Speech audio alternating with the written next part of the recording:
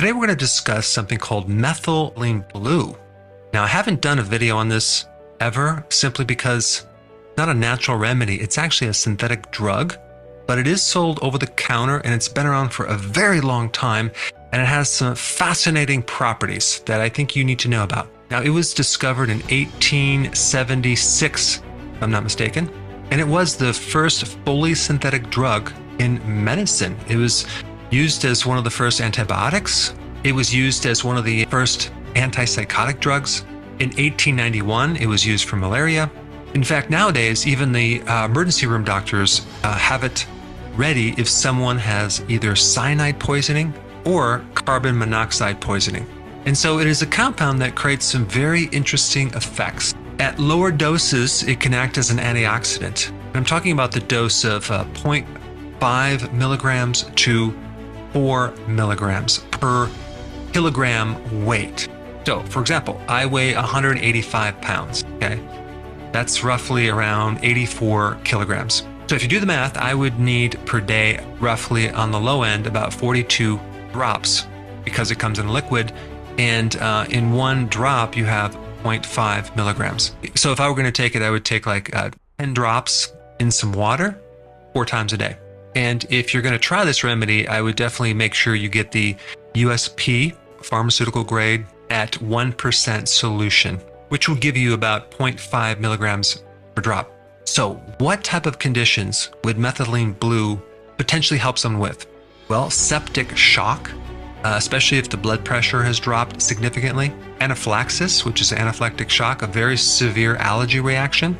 If someone had a virus, because it has very potent antiviral properties. It's good for brain fog, memory loss. It's been studied to help people with depression, anti-candida properties as well. It also apparently is really effective in tissues that demand high amounts of oxygen, which I'm going to explain in a little bit why, like neurodegenerative conditions like Alzheimer's, Parkinson's. It's even good for things like gout because it can help break down uric acid. In low doses, it acts as an antioxidant as well as an anti-inflammatory. So typically anything that involves mitochondrial dysfunction can benefit from methylene blue. So what I want to explain is how it actually works. What is it doing in the body? Which is actually this is very interesting.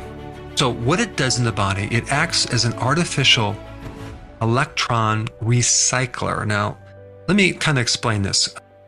Let's envision you have a battery, right? And batteries are filled with these electrons that are stored, right? And so you need these electrons to generate energy. And you also have electrons going on in your body as well, in the mitochondria. In fact, your body converts food into electrons stored in the ATP molecule for energy.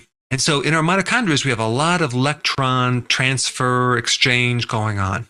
Methylene blue apparently has the ability to remove or add electrons depending on what part of the body needs them or doesn't need them. So it seems to help correct this shuffling around of electrons, which medically has this term called redox cycling. So this is one of the reasons why this could give someone with fatigue more energy.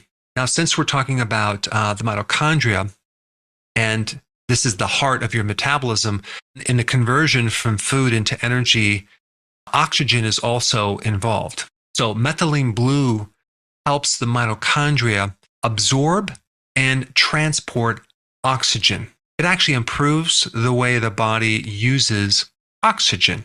And so you can imagine all the different problems that this could potentially help someone with. Now, there is some contraindications. If someone is taking an SSRI, which for depression, for example, you wouldn't want to take this as the potential side effect of increasing too much serotonin. And of course, before taking something like this, check with your doctor just to make sure there's no contraindications.